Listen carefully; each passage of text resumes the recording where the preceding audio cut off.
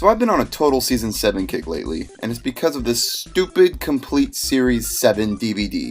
I've had these Complete Season DVDs for years, and the only reason I had them was to have high quality widescreen rips of the episodes on hand. I've never actually sat down and watched them.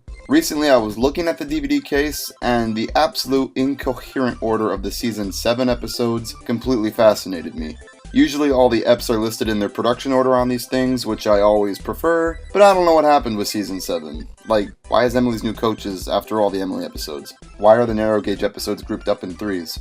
I've been so obsessed over this, trying to understand the reasoning behind this order, that I've been looking at other Season 7 listings just to get some understanding. I consulted the wiki, I consulted the Japan Thomas Bible, concept art that marks the episode numbers, everything. I eventually ended up going back and watching the entire season for the first time in God knows how long, just for some insight. And the more I watched it, the more I realized that Season 7 actually has a lot worth talking about. So here are my thoughts on it. So why is Season 7 of Thomas and Friends significant? Well, it's universally known as the last quote-unquote classic Thomas season. It was the final season to utilize the classic Thomas format, the last to have music composed by Mike and Jr., the last to be directed by David Mitton, and the last to use the original Thomas theme song in the intro. Ah yes, for many it was the last truly good Thomas season.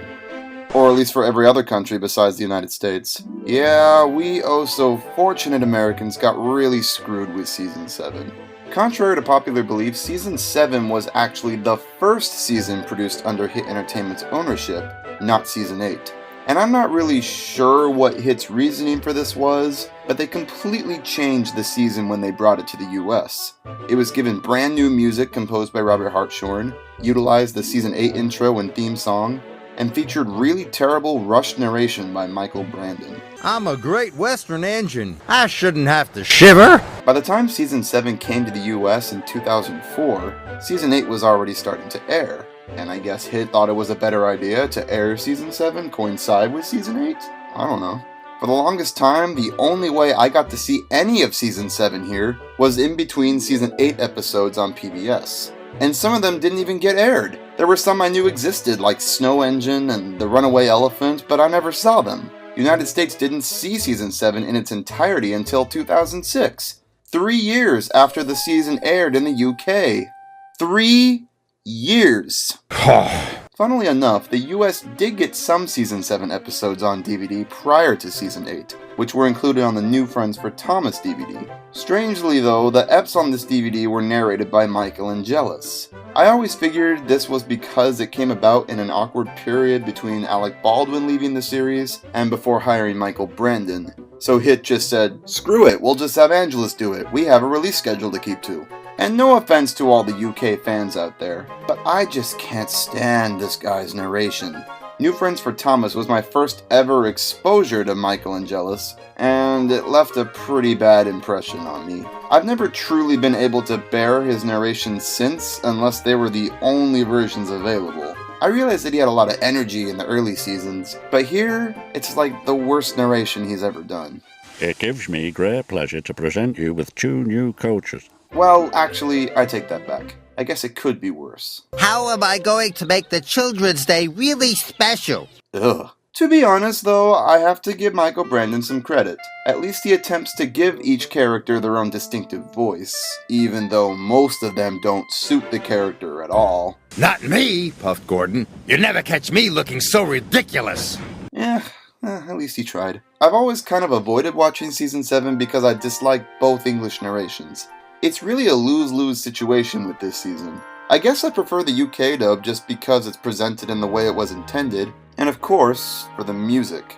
Don't get me wrong, Robert Hartshorn's music for this season isn't bad at all. In fact, I love some of the music he did for this season, like the Runaway Elephant theme and Emily's theme, but it's just redundant to watch when you know there's Mike and Jr. versions available. In a perfect world, the US would have gotten all of Season 7 with Michael Brandon narrating and the original music in place, just like for the few episodes that were included on the Thomas and the Jet Engine DVD. Take the hint, Mattel. Take the hint. So what are my thoughts overall on the season itself? Overall, it's a good season. There's a handful of great episodes and some really wonderful set pieces. I personally love the fishing village. But at the same time, it's no season 4. It's not all that exciting or fast-paced. Sometimes it can be really childish and boring. And that's saying a lot, with 6 seasons full of exciting, awesome stories preceding it. Episodes like The Old Bridge kind of just make me wonder. These episodes were really produced by the same people that did every season before this? Really? Season 6 was technically the first season to start writing more moral-heavy stories, so I don't know if it was just because I first saw most of Season 7 alongside the extremely watered-down Season 8 or what, but the morals in Season 7 always seemed really blatant and forced to me. We're sorry if we hurt your feelings, Puff Thomas. We were only copying you because we think you're grand. Now they will all work together and have fun together, as good friends should.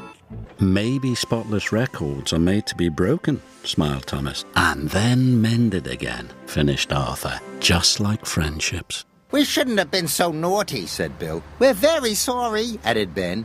Good, smiled Fergus. From now on, we can all do it right together. How cute. But at the same time, there's really only a few clunkers amongst many good stories. Some of my favorites from the season include the grand opening, Something Fishy, Fergus Breaks the Rules, Gordon and Spencer, the list goes on. Pretty much all the episodes with the new characters were the best ones, probably because all the newbies introduced here were very strong and memorable.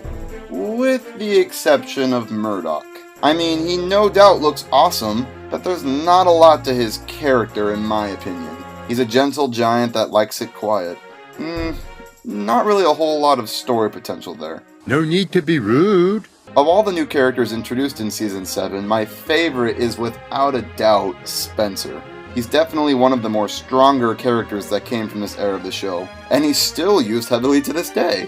Despite its flaws, I can't say I dislike Season 7. I do think it's a fun season, and I probably would have enjoyed it a lot more if it was just released in the US in the way it was freaking intended, but I digress. Unlike the season that followed it, all the episodes in Season 7 are very different from each other, and most of them are very memorable. But at the same time, some of its moral-heavy stories and childish elements really showed signs of what was to come in the future. It's a transitional season in a lot of ways, and that's not necessarily a bad thing. I'd rather have an eased transition into a new era than a stark, sudden shift from one to another. The cast of characters is also really diverse, and pretty much everyone in the show at this point got some focus. And I guess that's really all you can ask for in a season of a kids show about talking trains. Season 7 is definitely the black sheep of the classic era, but a gentle and fuzzy one nonetheless.